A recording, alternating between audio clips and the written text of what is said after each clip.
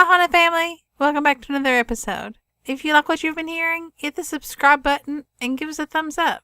We definitely appreciate it. It's fall, and fall means back to school. And back to school means haunted universities, of course. It seems like most colleges around the country have at least one ghost story attached to them. Some schools, more than one. And this whole episode is going to be True Paranormal Stories taking place on college campuses. Sit back and enjoy the show. This story isn't mine. It's actually my cousin's.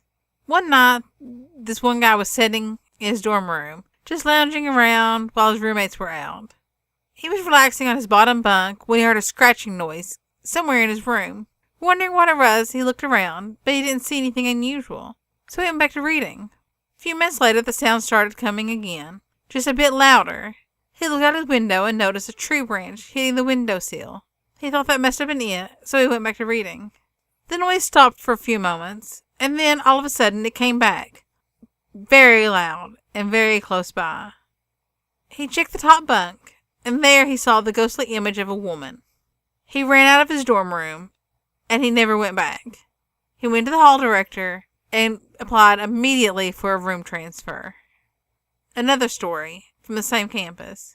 One night, some students decided to have a party on campus. A group of students was on their way to the party when they ran into this girl. She looked like a regular student, but no one had seen her before.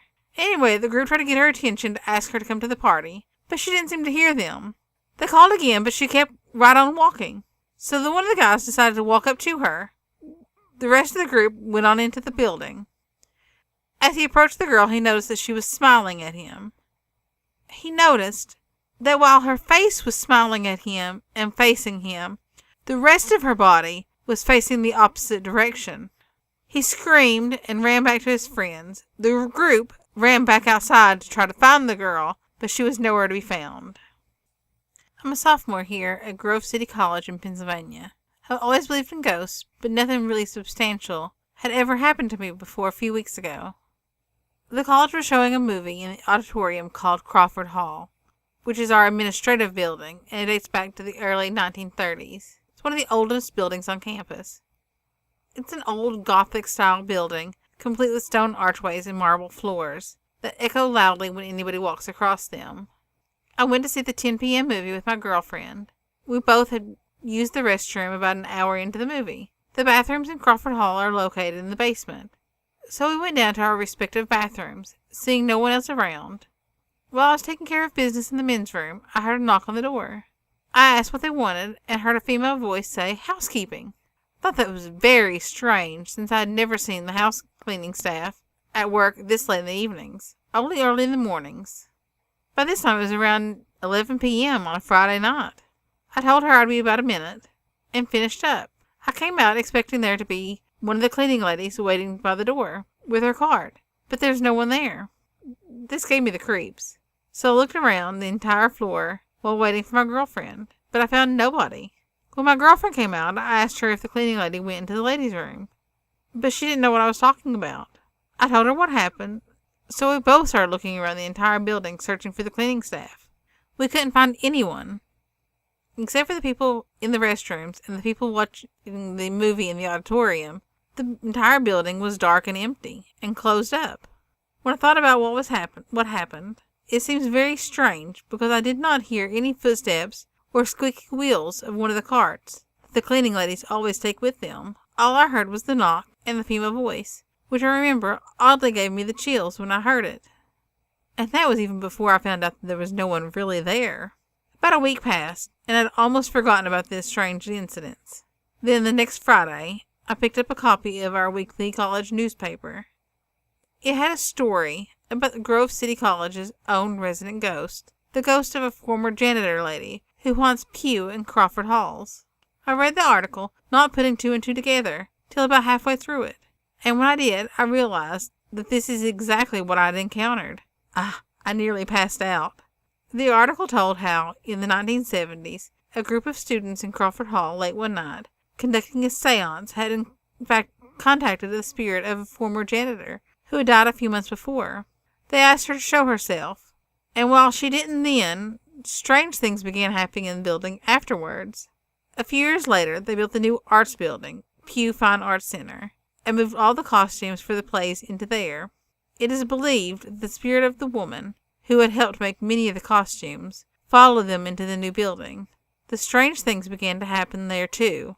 In the 1980s, the ghosts started appearing to people, including one appearance to several hundred people in the auditorium of Pew during a campus musical. College officials decided that something needed to be done before the ghost scared somebody working on the catwalk above the auditorium, where she was very often spotted. That would be dangerous because the person could easily fall trying to get away from the ghost.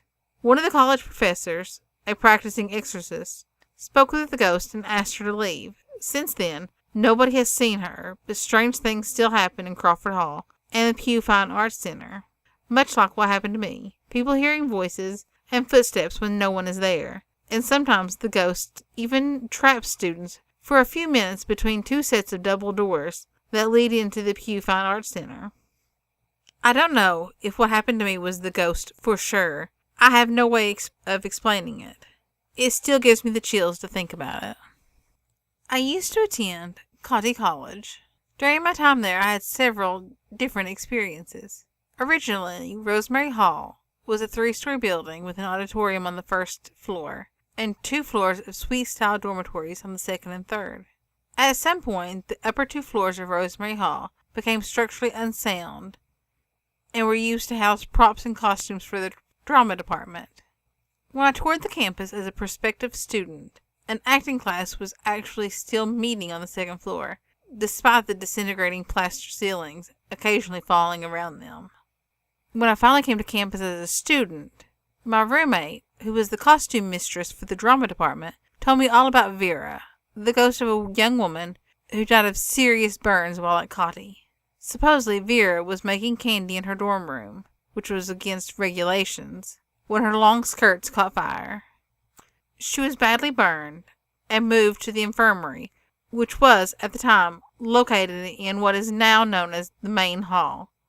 Rosemary Hall and Main Hall were once connected. Vera died due to the seriousness of her injuries. I do have a book about the history of the college and its founder. Vera's death is mentioned very briefly in this book. My roommate used to work alone at night in the costume department sewing costumes. She said she never truly felt afraid, but heard all sorts of odd noises she could not explain. It used to be that at 10 p.m., all the buildings on campus automatically went into keycard system. You couldn't get into any academic buildings unless you had a staff keycard. My roommate had such a card because of her job. I used to practice flute in the main hall at night in the practice rooms. It was often dark when I departed, and I had to walk past Rosemary Hall on my way back to the dormitory. My dormitory was Robertson Hall. One evening, as I was walking back to my dorm room, around 10:30 p.m., I heard the faint tinkling of a piano coming from Rosemary Hall. There were no lights on in the building, and I knew my roommate wasn't working late that night. I hurried back to my dorm room to tell her about it. She said the only piano in the whole building was located on the 3rd floor, and it was a very old piano that barely worked. No one ever played it. She also said that she had left that building not more than 15 minutes prior, and that no one else had been in the building. The next evening, me and some other girls decided that we would go to Rosemary Hall and go up to the 3rd floor. We snatched my roommate's key card and let ourselves into the building. It was as dark as a stack of black cats. We only had one little flashlight between us. Huddled together, we made our way to the 2nd floor, listening to the groans of the creepy old building. We were giggling nervously and grabbing onto each other out of fear.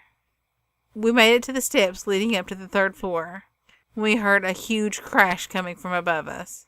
All of us screamed in terror and turned to flee into the darkness, making it down the steps without barely touching them.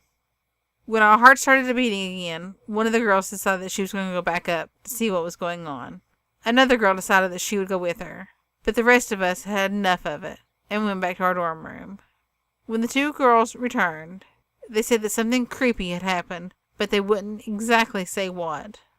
They tore down Rosemary Hall the summer before my 2nd year. No one knew they were going to do this. We simply came back and it was gone. Some say the ghost of Vera moved to the Rosemary Suite in the same dormitory where I lived. None of the girls I knew in that suite has ever encountered with any spirits in the suite, let alone Vera. I live in the southeastern suite on the 3rd floor. At night, we would lie in bed, and you could hear the heavy scraping sounds coming from the attic above us. We tried to get up into the attic to see what was going on, but were always shooed away by the cleaning lady, through whose closet the entrance to the attic was located. In our suite, we had things fly off the dresser without any warning. One night, a bunch of us were stupid enough and decided to play with a Ouija board. We kept getting visited by a spirit called Doza. She made some pretty harsh remarks about what would happen to us. I got agitated and never played with the board again. However, the other girls did. They supposedly made contact with several different spirits.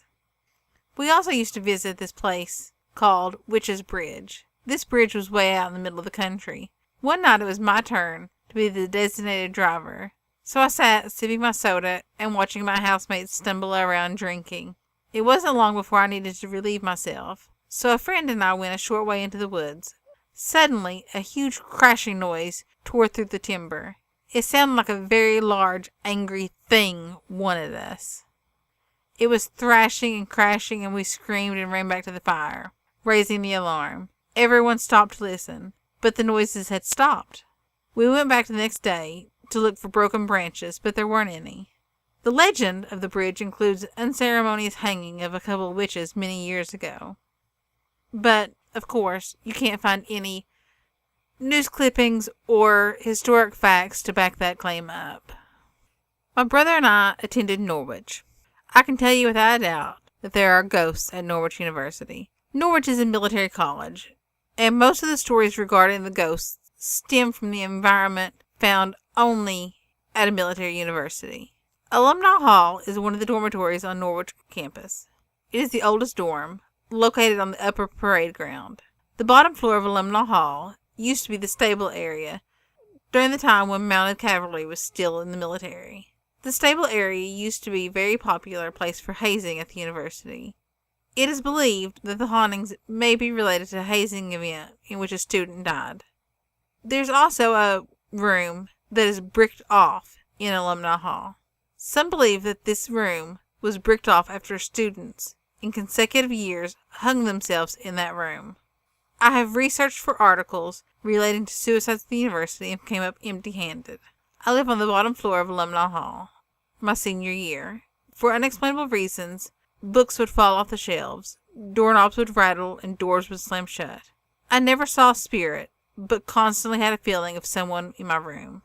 My roommate and I both felt this, either on our own or while we were in the room together.